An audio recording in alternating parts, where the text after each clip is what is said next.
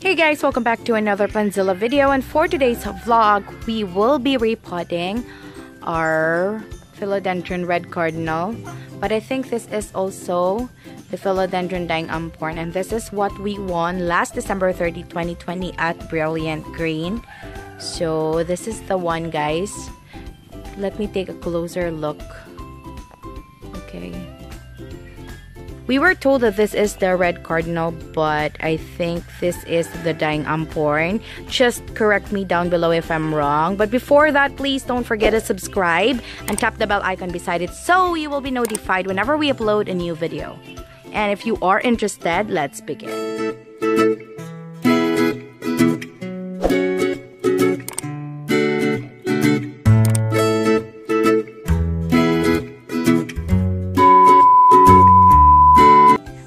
By the way, we also got the Philodendron Prince of Orange. So this is it. And it has been repotted from the pot, from the original pot where it came from. So ayan, ito na yung bagong pot niya. And marami na ba yung roots? Marami ng roots? Marami na. Wow. So it's rooted na. Rooted kayo. So hindi na namin siya na-cover, hindi na namin siya na-film kanina, but of course, we will be filming the Philodendron Daeng Amporn or the Red Cardinal. Ewan ko which is which, basta there is someone who posted about Philodendron Daeng Amporn, and yun yung plant na ginamit niya. So, we aren't sure as well. And if you'd like to give some corrections and suggestions, please put that in the comment section. So, ayan. It's almost done. Nililinis na lang niya. So, after that, we will go ahead and repot the Daeng Amporn. Okay? So, and guys, he is still cleaning the pot. Anyway, guys, we will be uploading as well our first YouTube sweldo video. I'm not sure if you are interested about it, but we know that we owe it to you as well. Aside from the fact that we owe it to God, we owe it to you as well because He supported us. So, we will be uploading. Ini-edit ko pa siya. So, i-upload na lang namin. By the time na na-upload siya, tapos na yung holidays. So, ayan. There will also be questions about starting YouTube. If you want to start vlogging, I will be answering some questions as well as to how you will monetize your channel and about our journey in particular when it comes to vlogging. So, please watch out for that. But before that, baka mauna pa yung pag-upload ng repotting namin ito, and meron pa kaming isang vlog na hindi pa na-upload kasi hindi pa ako nakaka-edit. So, ayan guys. And for the potting mix of our Daeng Amporn, we will be using this coconut peat o itong cow manure o garden fan. Okay. So, tama. This is a mixture of rice hulls, cow manure, garden soil, and then as you can see, there are some white particles. Those are parang kanang gipino gani nga eggshells, ano sa tawag ano basta yun. Eto siya. So ayan sila. Yun yung mga eggshells na meron siyang benefits for the plants, but I'll just discuss that on a separate video. But for now, we are adding that to our potting mix, and we will be using that for the Daeng Amporn. So, she's here na naman ngayon. She's very helpful. So, ayan. She's always helpful with everything. What pot are you gonna use? Pot ni Carding. Oh my God. So, this is it. Gagamitin na po yung pot ni Carding. So sad. So, ayan. Ang dumi-dumi na niya kasi November 12 pa nung nawala siya. So, ngayon, January na, hindi pa rin siya bumalik. I'm not losing my hope. It's just that, okay, gamitin na lang muna. Oh my gosh. So, ano yung mga tinatanggal mo? Okay. Doon yan nilalagay yung mga shredded na coconut fiber, mga coconut husk. Doon yan nilalagay. So, ayan. He's trying to clean the pot. Sobra talig na dumen kasi medyo ilang months na siyang nandito. Parang almost 2 months na siyang nandito sa labas. So, ayan. Ngayon lang aayusin. Kasi kapuyo na po gag-arsa na ha, kay dako na po diyang kaang. Sure. Dapat. What is that? Coco peat. So, he's adding some coco peat. Kasi konti lang yung potting mix. Syempre, parang tira na lang siya dun sa naripot na Prince of Orange. So, kaya konti na lang. He will be adding some more to complete the potting mix that we will be using for the Daeng Amporn. So, just have to mix it well. What else do you need? So, ayan. Kung nakikita nyo, this is in front of our house and it's full of mga sako. So, yung mga yan, alam nyo na, for gardening. Yan, merong mga rice hulls, garden soil, cow manure. Binili na lang kasi namin kaya nakasako pa sila. And hindi namin sila pinupur kasi madalas kapag umuulan dito, dumadami yung tubig, baka matangay. So, sayang lang din naman yung bili mo, diba? So, kaya nakalagay pa rin sila sa sako. We just cover it para, ewan ko, bakit kinakover yan? Para hindi siguro masagwating ng kulay, iba-iba kulay yung sako na sa harapan pa ng bahay namin. But, in no time, hahanapan din ng paraan para ma-arrange to and hindi na siya madumitingnan. So, he'll just get the soil from here kasi medyo may mga puti-puti na daw yung soil doon.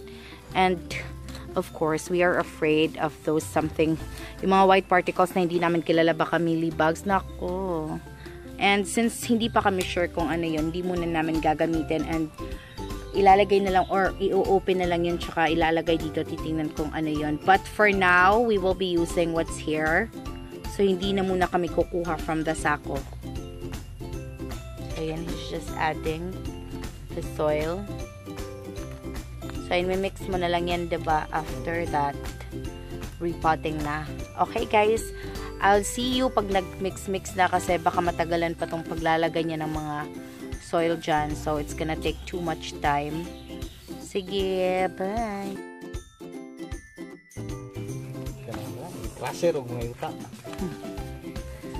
So, kasi po, he already prepared the potting mix for that for that plant. Pero, nilagay niya dyan. Tinatago-tago niya dyan. Ako naman, kapag may tinatanim ako, kumukuha ako sa mga sa mga ready mix na. Kaya, ayun, yung pag-check niya, wala nang laman yung balde niya ng soil. Kasi ginagamit-gamit ko na. Marami pa naman akong natanim. So, when he said that he will repot it and then he'll get the soil from there, natawa ako kahapon kasi alam ko wala nang laman. Pero siya, surprise siya. Surprise siya na wala na palang laman kasi nagamit ko na. So, ayan, he has to mix again. And he has to make sure that he will use it right away because if he will not, then for sure it will go to another plants. So, yan, Yoyo and Migo! Alam nyo guys, there is a disadvantage as well in using the rice hulls kasi kapag may mga manok sigurado, kutkuton yun na nila pag makita nila nga na rice hulls ng inyong potting mix. So, ayan, medyo nagmamadali siya kasi hapon na po. So, ayan, medyo hapon na. Flex ko lang yung mga sanampay ko.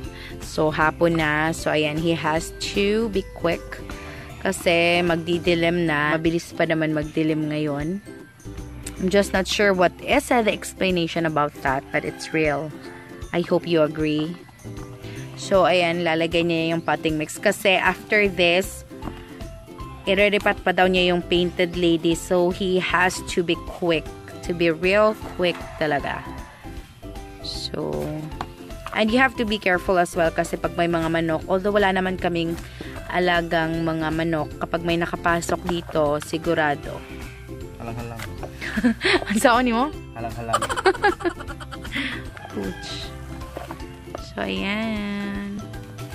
So, hanggang saan yung soil na ilalagay mo? Okay. Nako, that is the disadvantage of having medyo humok na kay ngayuta. Sa'yo na kay siya hubuton. So, di maglisod ng mga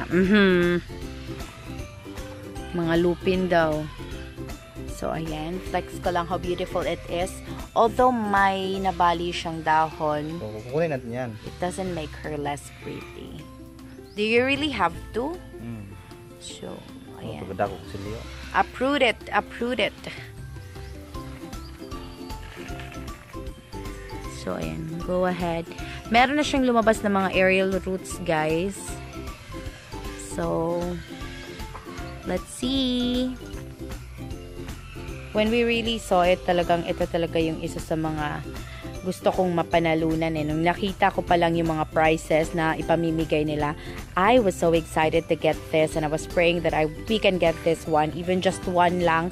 Hindi naman ako nag-aim na marami yung makukuha. Just one lang, and then this is this one. And of course, malakas ako kay Lord. God heard me. Asan ba? Okay, so super rooted na siya, guys. He took out the leaves na parang naghihingalo. So, ayan. Although buhay na buhay siya, merong mga parts ng leaves na naghihingalo talaga. So, he took them out para yung mga ganito na yung magagandang leaves na yung matira. And it's gonna grow well after that. What is the previous potting mix? Coco peat. Coco peat and Garden soil. So yung ginamit na potting mix sa kanya is yung coco peat and garden soil. So yan, hahalo siguro yan dyan before we start. So, before we continue.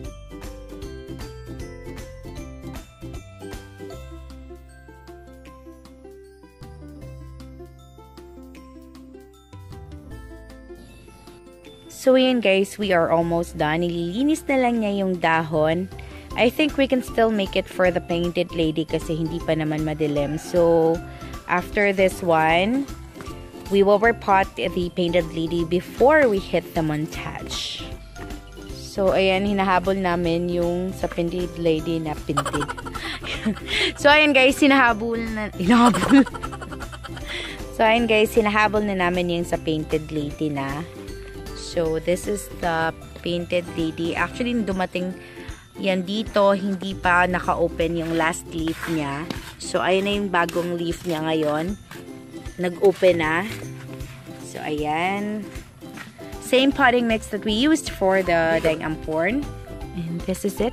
Ito na siya. Tapos na siyang na-repot. So, ayan. This is super pretty. Let's see if rooted na din ba yung painted lady, guys. Rooted na? Okay. Just go bag. Yun ako mga hinay-hay dira. Oh my God.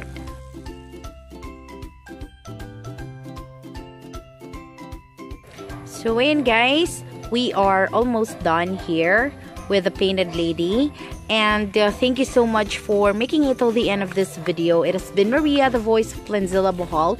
If you haven't subscribed, please click the subscribe button and hit the bell icon beside it so you will be notified kapag may bago kaming mga video na i-upload. Thank you so much, guys. Let's get right into the montage. 3, 2, 1.